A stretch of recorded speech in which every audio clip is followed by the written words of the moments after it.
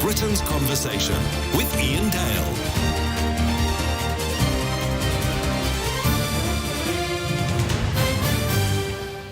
Hello, a very good evening. It's 9:03 on LBC. I'm Iain Dale. So I woke up a little bit late this morning, switched on my phone, and the first thing I see is a WhatsApp message from a friend of mine with a link to a tweet from an MP I wasn't really very familiar with, Jamie Wallace, who's a Conservative MP for Bridgend.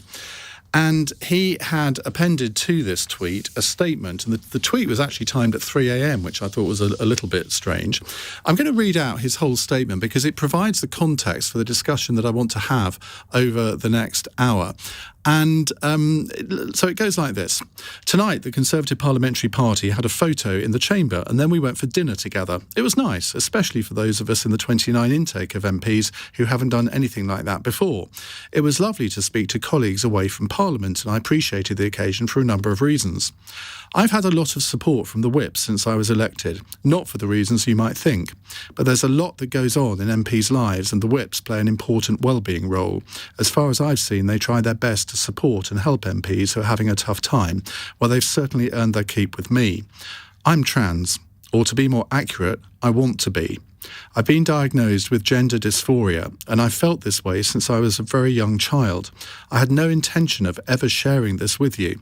I always imagined I would leave politics well before I ever said this out loud. There was a close call in April 2020 when someone blackmailed me, outed me to my father, and sent photographs to other family members. He wanted £50,000 to keep quiet. The police were so supportive, so understanding, and on this occasion the system worked. He pled guilty and was sentenced to 2 years and 9 months in prison. For a while it seemed as though I would be able to get on with things and move on. Being an MP and hiding something like this was always going to be tough, but I arrogantly assumed I was up for it. Well, I'm not. A few months back in September, I hooked up, in inverted commas, with someone who I met online. And when I chose to say no, on the basis that he wouldn't wear a condom, he chose to rape me. I've not been myself since this incident, and I don't think I will ever recover. It is not something you ever forget, and it is not something you ever move on from. Since then, things have really taken a tumble. I'm not okay. When I crashed my car on the 28th of November, I fled the scene. I did so because I was terrified.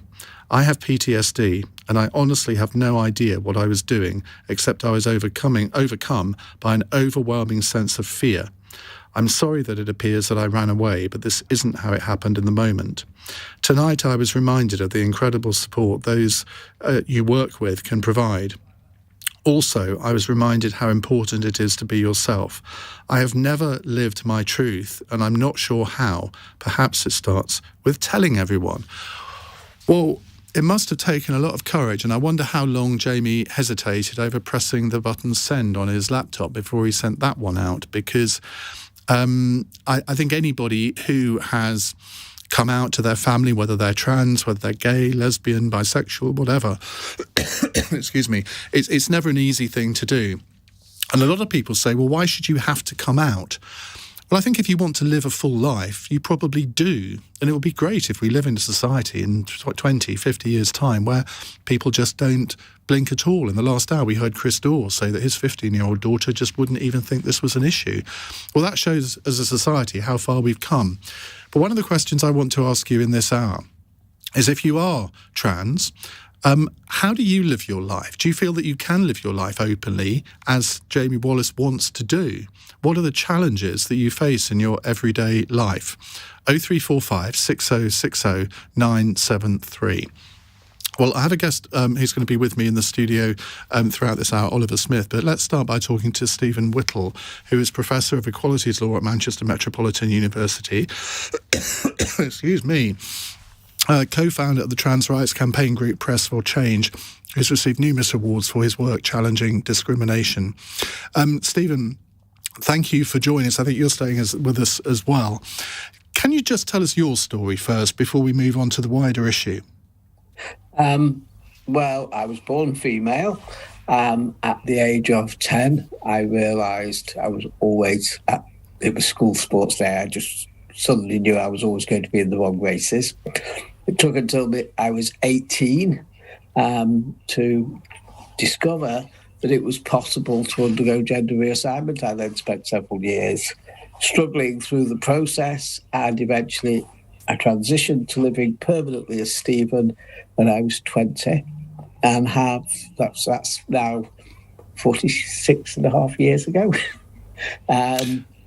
It's been a very up and down road. I mean, the first 20 years were awful. Life was not easy. We were known as perverts and sex changes, and I lost so many jobs. My kids always say to me, "Have you done every job in the world?" And I say, "Well, pretty much, because I took whatever was the next one." And that was because when your employer or people around you found out that you were trans, yes, that was it. Yeah, in those days you had to hand over your birth certificate or your passport, and we couldn't change them. So the minute you did that, your employer knew, you'd postpone it for 8 weeks, 12 weeks, maybe a little bit longer. And but the minute you handed over the paperwork, it was known and you were out within often the day. Do you think that still happens now to people? Well, I don't mind. Tom? Do you think that still happens now to people? No, because the law is quite clear and most employers are very aware. But I do think there are workplace environments where it's very tough. And what we do know from the research is that 1 in 10 people who transition will be physically assaulted in their first 3 months after transition in the workplace. And does that work both ways round, whether it's male to female or female to male? Whichever way it is. And it's quite interesting because when we've talked to people about their childhood and young people about their childhood and what it was like to be bullied because they were different, it's often not other children. It's teachers, it's school staff, and it's that whole thing of, we don't really approve of this. It is tons better now than when I did it. But it's still not good enough. And I was reading an article about you earlier today, and there's something that you do at the beginning of every year to the classes that you teach. And just tell us about that, because I thought that was quite revealing. When I do my first lecture to all of my groups, at the end of it, I say, well, by the way, I need to tell you something about myself, and that is that I'm a transsexual or transgender man. And their mouths used to drop open. And sometimes I was stunned silent. It's quite amazing. In the last 5 years, people clap when I tell them. Students actually applaud because I said, well, I'm a trans man, and I'm telling you this so that you ask me the question. Don't gossip behind my back. You will find it out anyway. But you don't know the answer. I do. So talk to me. And I think it's fascinating. You made the point in the article I read also that at your university it's got quite a high proportion of people from ethnic minority backgrounds and the Muslim faith, and you say that they react in exactly the same way, because sometimes people who are Muslims are seen as very conservative with a small c in their social attitudes. I'm generalising to make a point, but I think you understand. Yes, I understand the point, but actually, they're not. They're just like the rest of us. I always remember a court case where somebody actually said, oh, well, a Muslim woman wouldn't like that. And the judge said, why would you think a Muslim woman is a bigot? And I thought that was such a good answer. They're British people. They see the same things on television as the rest of us. Most people, it's always people in positions of authority who think that somebody else is going to mind. That's the key. That they will say, whether it's a bank manager or a teacher or a head teacher, going, I don't mind, but I am concerned about what other people think. I've got a text here from Chris who says, why don't you open the conversation by having trans people involved in the conversation? Well, we are. We've just heard that Stephen is trans. This is to do with them after all, but I've never heard a trans woman on this show allowed to put their point of view across. Ask trans people. Well, you're wrong, Chris, because we did an hour probably, 4 or 5 months ago, where we had 2 trans women in the studio for the whole hour taking questions from callers. But I completely understand the general point that you're making, because often these conversations are conducted without the presence of a trans voice. And my producers and I agreed this evening that if we couldn't get a trans person to come on, we wouldn't do the hour. So I think we appreciate what you're saying there. Stephen, stay with us. Oliver Smith is with me also, Senior Pathway Advisor at Gender GP, an online health and wellbeing clinic, which serves transgender people of all ages across the world and those who support them. Oliver, tell me about your background in this, and how did you get into being an advisor on this website? Yeah, so I also am a transgender man, same as Stephen. Interestingly, I have quite a similar sort of coming out story in the sense that I also realised when I was a child, but it wasn't sort of something that I endeavoured into until I was about 19. And I'm 24 now, so I've been transitioning for 4 years. And yeah, I was always sort of interested, once I was more comfortable with myself and I began my medical transition, I was always more interested in finding a job where I could help my own community. So that's how I found the role at Gender GP, and haven't looked back since. I'm going to ask quite a blunt question now, which I'm trying to think how I should word this, but is it in any way easier for a female to transition to a male than the other way round? And I ask this because, I mean, I've got the advantage of seeing both of you. Yeah. And if I walked past you in the street, it wouldn't occur to me that you weren't born a male. You both look very masculine. You're a bit beardy, both of you. I wonder whether it's more difficult for men who are transitioning to be women to be seen in the same way. I hope that isn't an indelicate question. No, that's okay. I think sometimes it is. And I think a lot of that is often due to sort of misogynistic attitudes that society has on women. So, for instance, like, as a kid, I was a pretty tomboy, that stereotypical tomboy child. I liked short hair. I hated dresses and things like that. And people just saw that as, oh, okay, this is just a masculine child. But when you get sort of like a child that's assigned male at birth and they want to do things like, wear a skirt or put makeup on, that's sort of seen as, oh, no, you can't do that. And I often think that has, something to do with misogynistic ideas of society, in the sense that women are sort of less of like a second-class citizen. Not that they are, but just the societal attitudes that are there. So I think in some ways it is a little bit more difficult because, of that largely, I think. Stephen, I think you had a similar experience, didn't you, to Oliver? You felt from a very early age that you were absolutely in the wrong sex. I mean, I knew. I always say I was a deeply unhappy child, a truly, truly miserable teenager. And then I became a Stephen, and, guess what? Life worked out. I knew I was just going to add to the comment there from Oliver. I think there is an issue that trans women often face, particularly if they're older when they're transition, and they often are older, because they try very hard at school to be as masculine as possible, to become captain of the rugby team and move on to becoming a captain in the armed services. And then they become a captain of industry, and then finally at the age of 50, they sort of collapse in a heap. But I can't do this any longer. And I think for many trans women, the fact is they have a different physique, and whilst hormones work very effectively, they are slower changing that physique. So I often say to trans women, there will come a point in 8 to 10 years' time where you could stand in a pub and people will go, oh, she's a striking woman. They're not quite sure what it is, but she's a striking woman. I said, but for us, all of this stuff comes really quickly. The difference is, always I say, for trans women, surgery is much less hard than it is for trans men.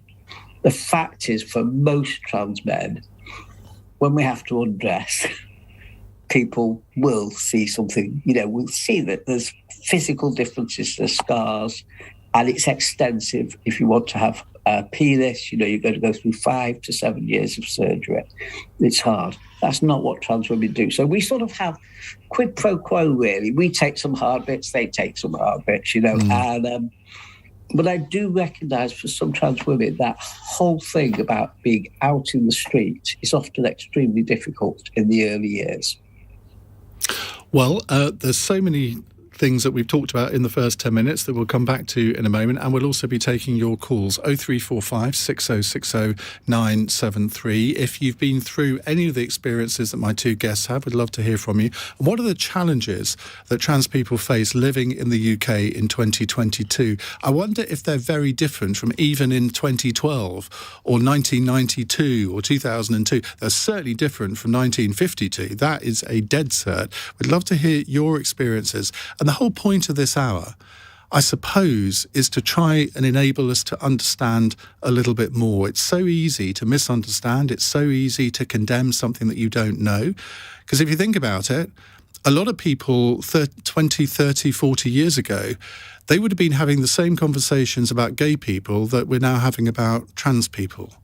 And that's something to think on, I think, because I think most people now, apart from one or two exceptions, just accept gay people for who they are. So why can't we accept trans people for who they are as well? Think about that for a few minutes. 0345 6060 973. It's 90 minutes past 9. This is LBC. Hi.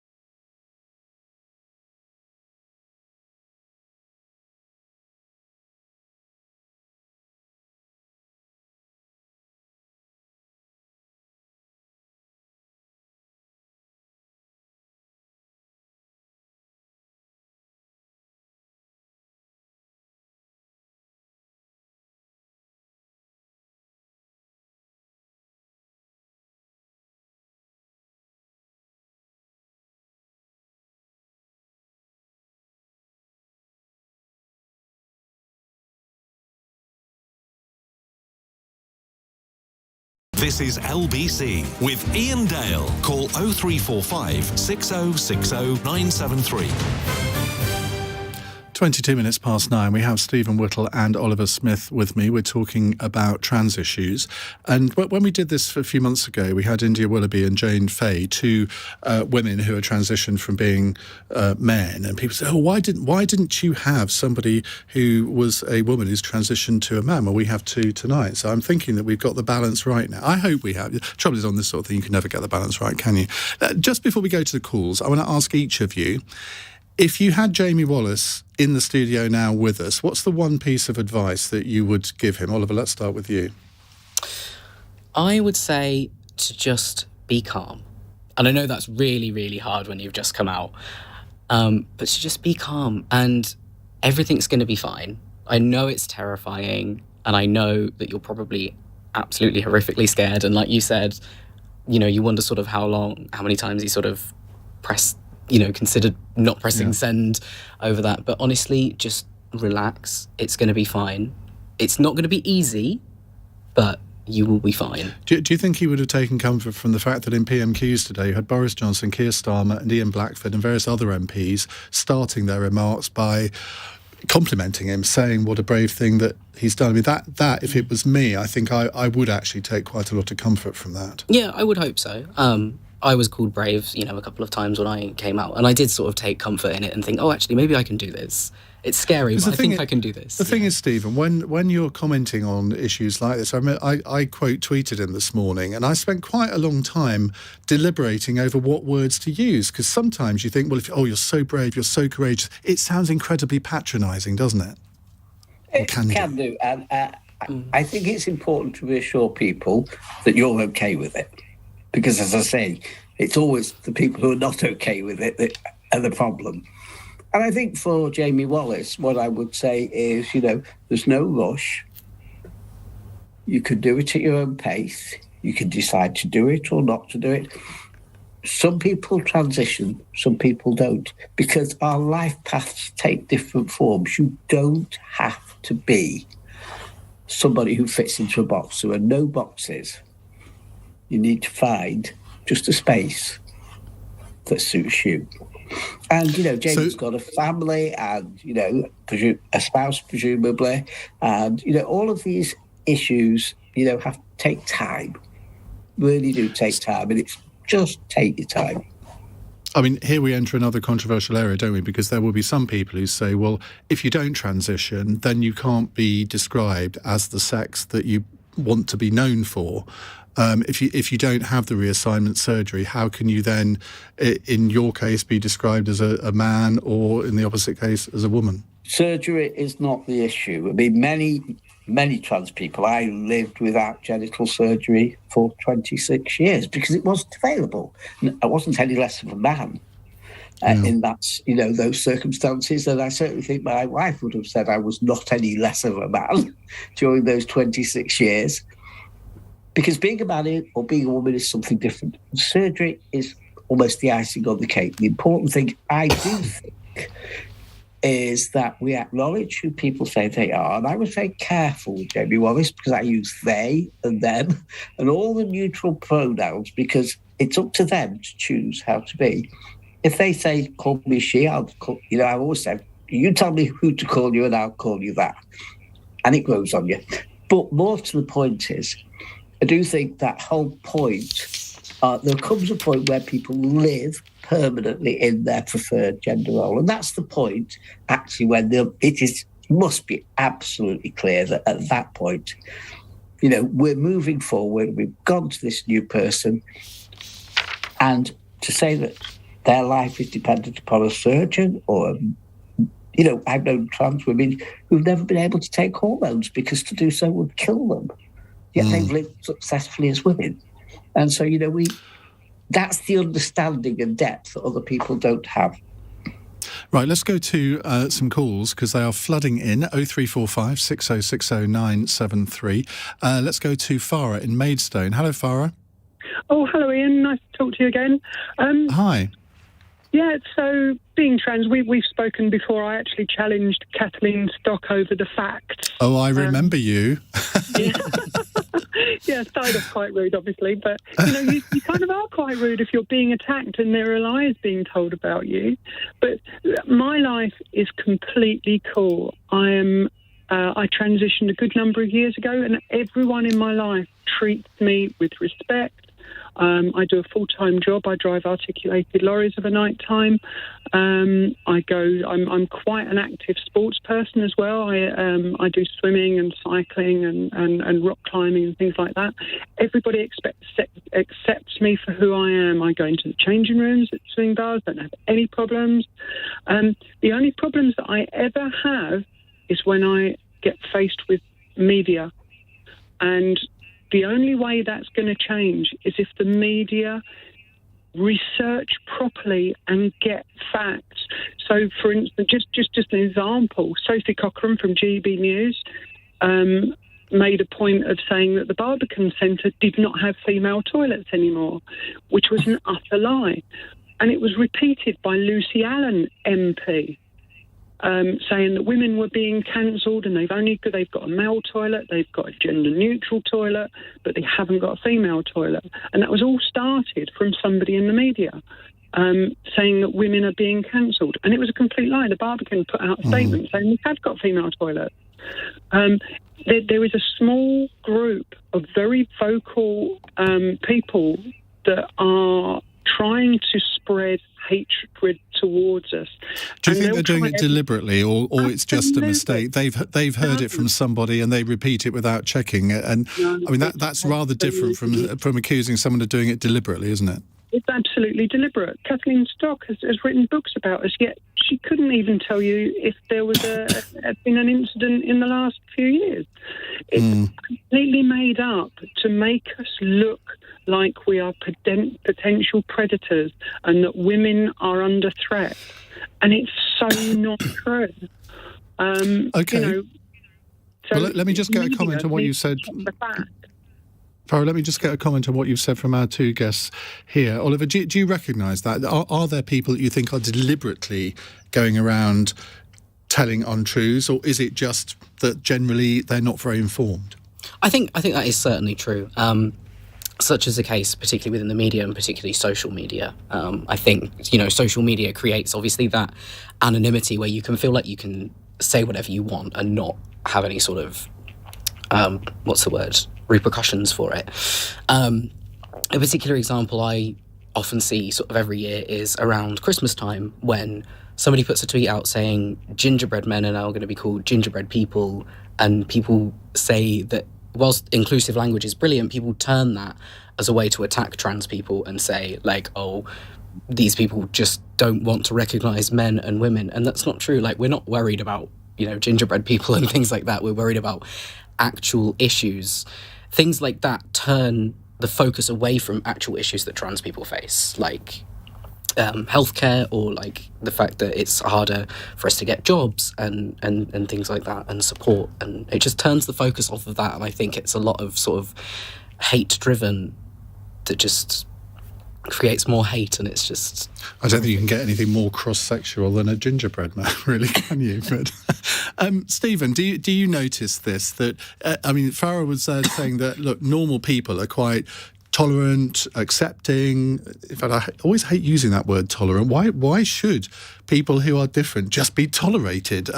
They should be embraced in many ways. But do you recognise that it is predominantly a media problem, and the media, therefore, and we talked about the Times newspaper earlier on Cross Question, seems to have a trans story virtually every day? It has a trans page every day. It literally has a page of stories. Only the other day it included, just in the corner, the one about Dawn Butler having surgery for breast cancer. And I thought, why put it on your trans drivel page? It was sort of like a theatre. I do think we have a problem. I was, for example, in the Barbican the other week and was eternally grateful for their gender-neutral toilets, because the gents were up a huge flight of stairs, or it was the lift which was jammed, and I'm disabled. And I joined the queue, which was mostly women, and they were chatting away, and they chatted away with me, and we went inside, and we all went to the loo and washed our hands afterwards, and it just thought, by God, I'm so grateful for this place being here. See, I'm going to admit something now. I'm not comfortable with what I call bisexual toilets. I mean, I just don't want to be in the same toilet as a woman. The difference is, and we have them, for example, in my workplace now, the difference is when you go in, you don't have those horrible cubicles with gaps down the side and gaps underneath. You have little separate rooms.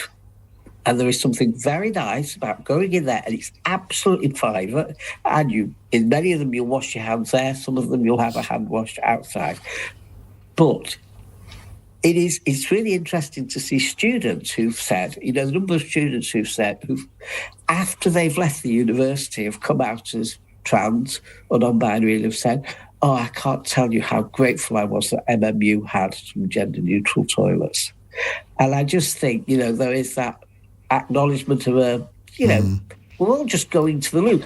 And we all, when we went on holiday to France for years, went into what were effectively gender-neutral toilets. There was no choice. And we managed. So I think I do recognise, though, that what Farah's saying, and I think there's a real problem with some people who are journalists enjoying whipping up the story. I have a very close friend who's a journalist. She and I have lunch together. We get on extremely well. We've been friends for years, but she'll write the story in the press that I have to tear apart the next day.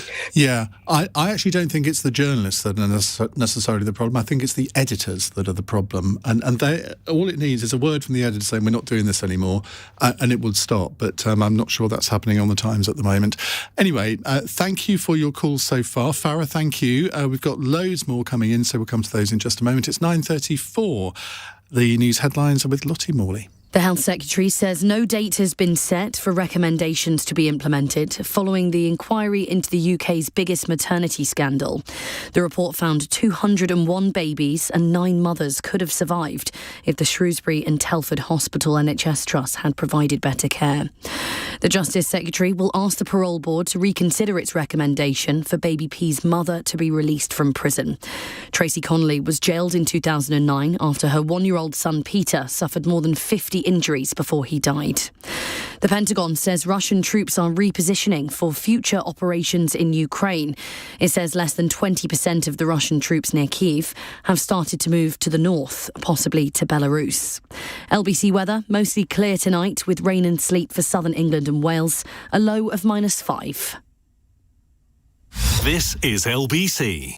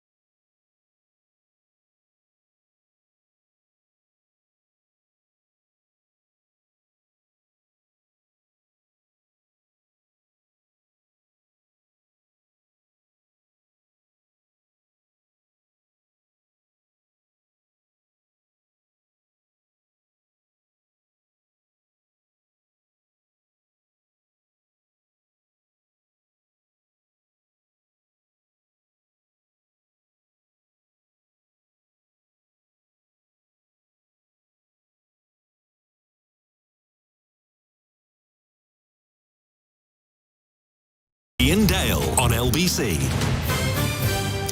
It's 9:36. We're talking about Jamie Wallace, the MP that has come out as trans today. We're asking what are the challenges facing trans people in British society in 2022. Eva is a first-time caller in Birmingham. Hello, Eva. Hi. Hi, what would you like to say? I think rather than say what makes life, what's difficult, it's easy just to say what's easy. Because right now, being a trans person in the UK, everything is difficult. You know, the whole idea of coming out is supposed to be celebrating ourselves, being free, and being able to live authentically. But we can't because, for example, when I came out about 5 years ago now, I asked my doctor to be referred to a gender clinic, which is fine. My doctor was very understanding, very supportive, only to be told that the waiting lists for a first appointment at a gender clinic are measured in years. So there's a sudden anticlimax for waiting, you know, just to have access to healthcare what everybody else has. The current NHS legislation states 18 weeks for your first appointment.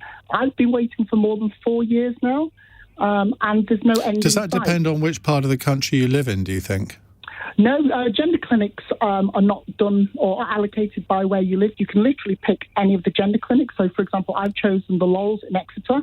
But, yeah, it's just one of those situations where we're fed scraps and we're expected to be grateful for those scraps, whether it's healthcare, whether it's, any sort of political agenda that might even lean in our direction. And I agree with what has been said tonight, because the media is not our ally. I mean, we have Pink News, and that's probably about it. They don't give us a microphone. They don't allow our voices to be heard. You only have to Apart look at from the here. recent... Well, yeah, I mean, there are some shows. I mean, by and large, LBC... I do listen to LBC quite a lot, and although some presenters aren't as... I wouldn't immediately see them as an ally, which is why I've never phoned in before. But we need to hear the full story, because right now there's so much misinformation out there. Earlier today on my Instagram, I posted, somebody tweeted saying that in the UK, remove yourself from the organ donor list because wombs are being given to men. And it's a joke. It's not even factually correct.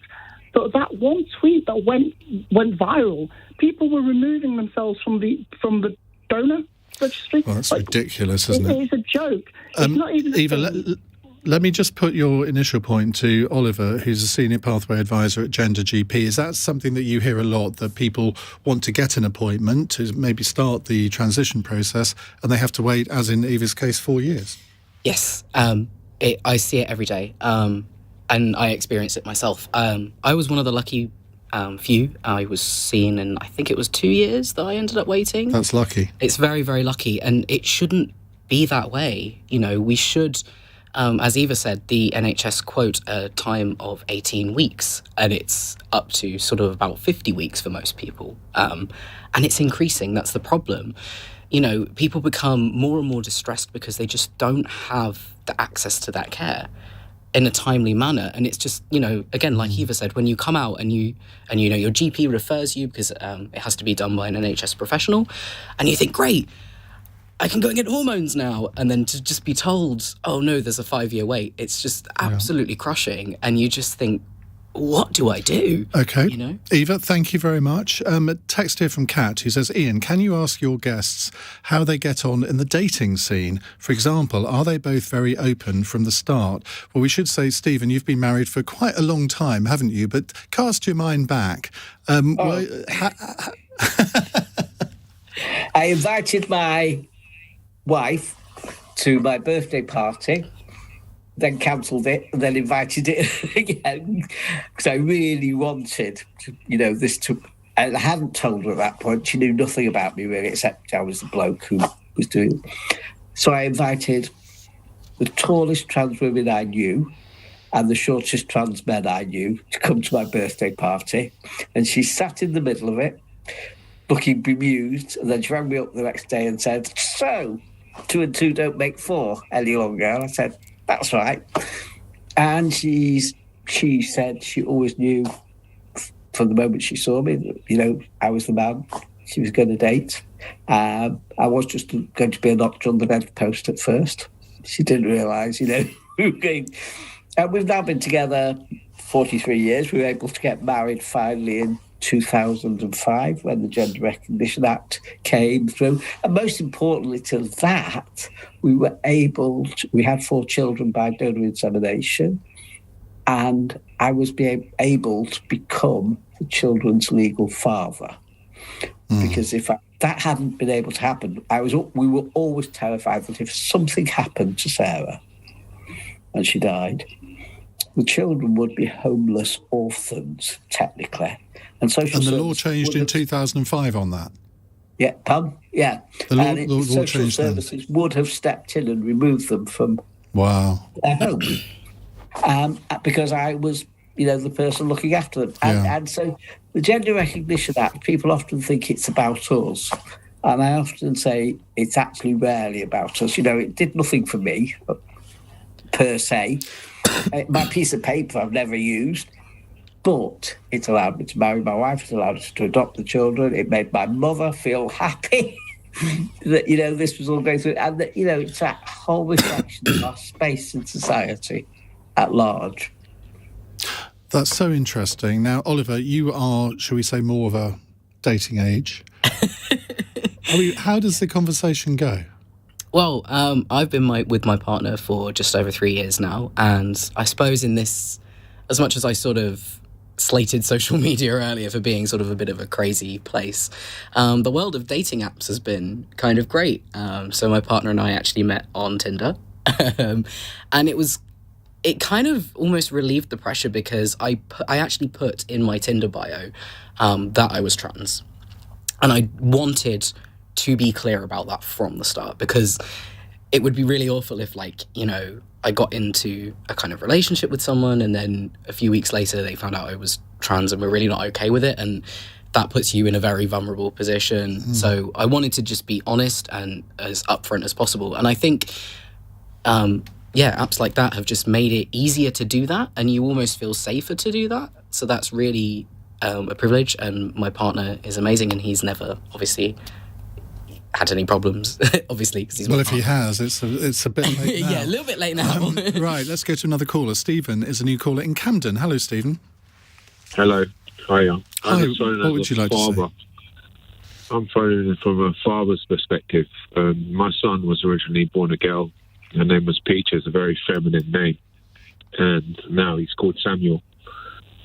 I've been through all the hardships and the doubts about maybe he was just a lesbian at the time when he first told me he was in the wrong body. I went through loads of different stages of torture, basically, where he felt so bad he was hurting himself, self-harming, not going to school. He doesn't feel he fits in. He can't operate in society. It's such an upsetting to be a parent and not be able to help your son in the way that he needs help, i.e. to be able to change their body, because he come out with it so soon. It was... How old is he? Nothing. Now he's 18, and I've gotten to grips. Everyone's gotten to grips. I see him as my son. He is a boy. He's a boy trapped in a little girl's body, and he hates his body, and it's so horrible to see the pain in his face, worry that he has when he can't do normal things because he feels people don't see him the way he wants to be seen or who he is. It's an upsetting and worrying thing that's sort of out of my control. I really feel for him. I love him so much. I just had to call in when I heard this topic.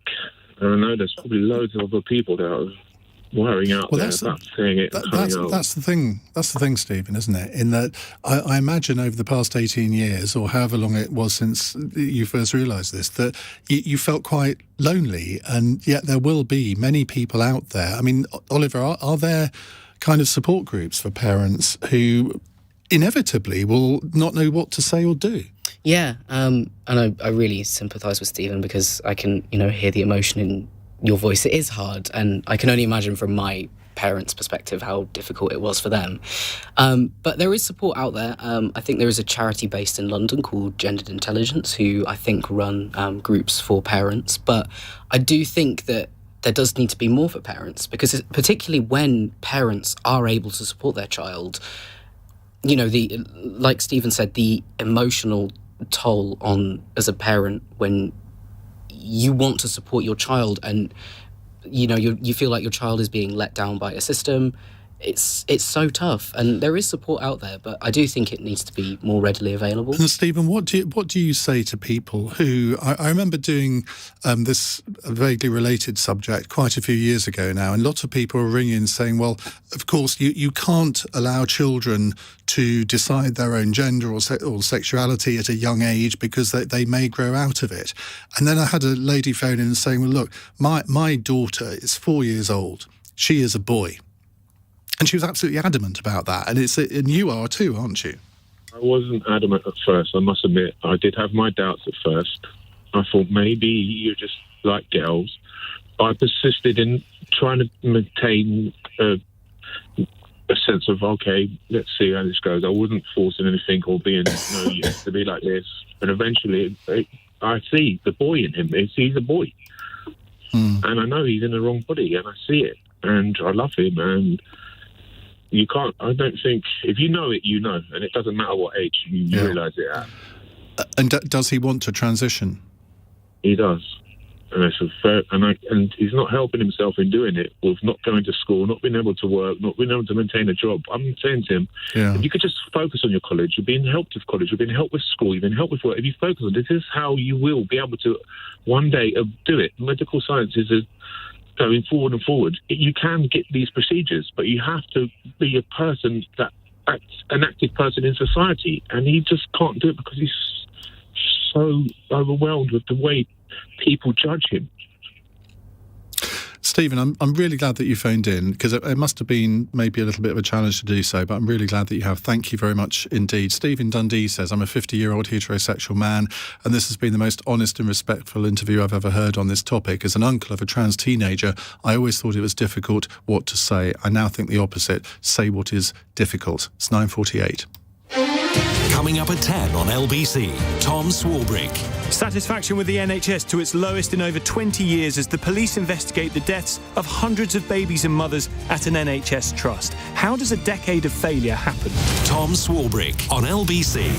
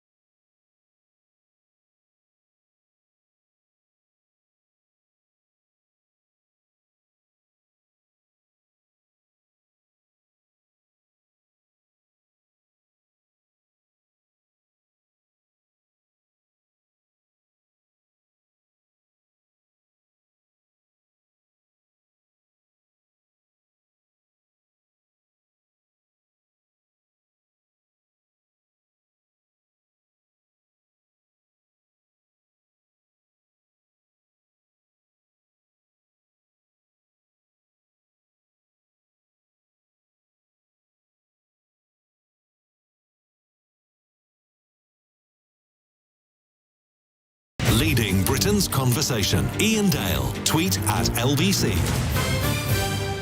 9:51 on LBC. Let's take a couple of texts before we come to your calls. Helen says, firstly, thank you for this conversation. It's super helpful. Could the panel address the topic of trans women athletes? The physical difference seems unfair. Just 30 seconds on this, both of you. Stephen Whittle and Oliver Smith, if you could, and then we'll move on to a call. Stephen, first. Of course, any exceptional athlete is exceptional, always. Trans women are rarely likely to reach the top ranks because most of us will never reach the top ranks. And the Olympic rules are quite clear now. Their hormone levels have to be at such a point for so long that they've lost those physical advantages that come with having been born a boy. All sport at the international level is full of exceptional people with bodily differences. I'm never going to be one of them.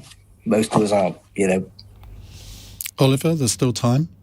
Yeah, I completely agree with everything that Stephen says. There is always going to be exceptional sports people with physical differences, and I often think that in some ways it's just a little bit of jealousy, if I'm quite honest. Right, let's go to Simone in Notting Hill. Hello, Simone.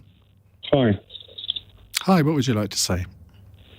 I really just want to express my general frustration with this constant raking over of these issues. Do you not think we just really need to move on and just accept that these differences are there and just stop raking over things over and over again, trying to, accentuating the differences amongst people and accepting that the differences are there and moving on with it and stop going over and over and over. It's the same thing, really, with race, essentially. I think one of the biggest things we could do with that conversation is to stop raking over it and accept that that there are differences, there are historical differences, but the only way forward is to accept those differences and to move on together to evolve as a civilization. And we just appear to get constantly stuck in this sort of quagmire of, frankly, narcissism,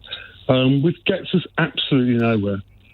I mean, you speak as a trans woman, but surely, hours like this on the radio, I've had loads of texts and tweets from people saying, well, I never thought about it like that. Thanks for having this out, because I think I understand it a bit better than I did before. You call it raking over. I would say it's an opportunity for people to learn.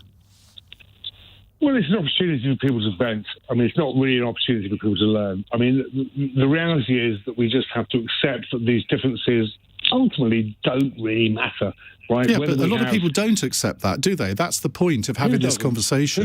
Who doesn't accept that? Well, there are loads of people out there. I don't know anybody who doesn't accept that. Well, you might not living in leafy, sort of liberal Notting Hill, but I'll tell you what, if you live in the middle of the countryside where you've never met a trans person before, you may not have even met a gay person before. You probably have, but you don't know it. Frankly, I don't think most people care one way or the other. A lot of people fear what they... anybody particularly. I don't agree with you. Of the differences that we have in all stratas of our lives, and mostly reasonable people just accept those differences and move on. And actually, one of the problems is this constantly harking back to and raking over, as I said before, these differences are actually an impediment to moving forwards. Well, I think people often fear what they don't know, and I think discussions like this maybe hopefully remove some of that fear. So thank you very much. Sophie's in Kingston. Hi, Sophie. Oh, hello, Ian. Hi. Hope you're well, and I find you a very respectful and intelligent broadcaster. Well, thank you for that. Regarding toilets, I have a daughter with a disability, and she's always used a gender non-specific toilet, because that's what disability toilets are for her whole life. And Rachel's 31, and it's never, ever been a problem. So, and I don't really see the problem. I could see a problem maybe in secondary schools when children are teenagers and little. So there are certain areas where there might be a problem, but okay. But with disability toilets, they're never ever gender specific. That is very true. Sophie, I'm going to leave it there because we've only got a couple of minutes left, and I just want to get some final comments from Stephen and Oliver. The point that Simone was making there about, well, let's just move along. I can understand it in a way, but if we just move along and don't discuss these issues, how can people ever learn the truth, Stephen? They can't, and one of the problems is if we don't talk about this, the next generation of kids will never discover that people like us existed. I want this to be a normal conversation, I want to be able to stand in a party and talk about this, just like anybody else might talk about some feature of their life, and for it to be totally normal. And that is the way forward. So that when their kid comes in and says, "Did Stephen say he had gender reassignment?" Their dad can say, "Yes, he did. Why do you want to know about it?" And it's normal. And I remember my mum years ago saying, "When are you going to stop talking about this?" And I said, "The day a kid never has to go through what I went through." Almost Oliver? fair. Yeah, again, I completely agree with everything that Stephen said. I never, ever want to stop being open about my experiences, because I have the privilege to be able to be open, and I want the next generation to have such a feeling that it is normal, because it is. And if another kid doesn't have to go through the fear of coming out, then that's enough for me. And how can people contact your organisation, Gender GP, online? Yeah, so you can visit our website, which is gendergp.com. You can find us on Twitter or Instagram, all at gendergp. Stephen Whittle, thank you for joining us for the last hour. You too, Oliver Smith. I think a lot of people, including me, have learnt an awful lot over the last 60 minutes, so thank you very much indeed. And if you missed any of this, it'll be on our whole show podcast and on the LBC YouTube channel a bit later. Thank you very much indeed for all of your calls this evening. Coming up at 1, it's Darren Adam, but next on LBC, it's Tom Swarbrick. Iain.